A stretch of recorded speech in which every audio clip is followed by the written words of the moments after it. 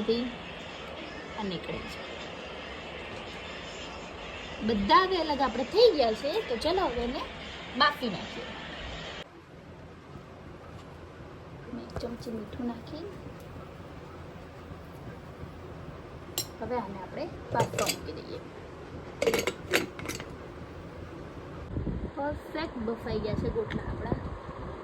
હવે આને થોડા ઠંડા થાય પછી ઝીણા ઝીણા સમારી દઈશું.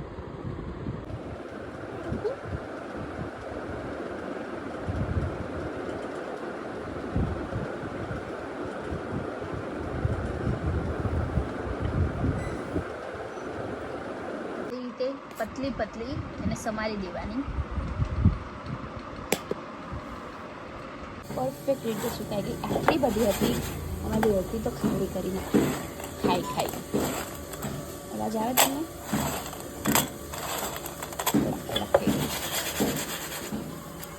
હવે આપણે આને શેકી નાખીશું.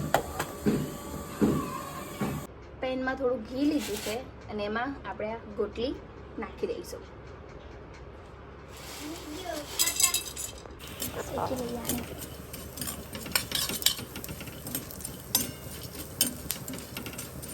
સુધી બ્રાઉન ના થઈ જાય ત્યાં સુધી.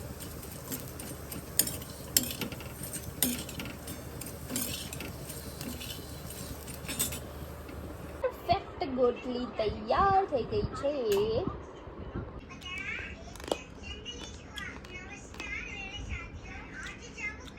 ફાઇન.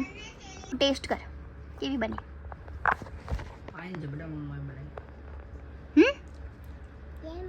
આવ બરાબર આમ કર. સ્માઈલ.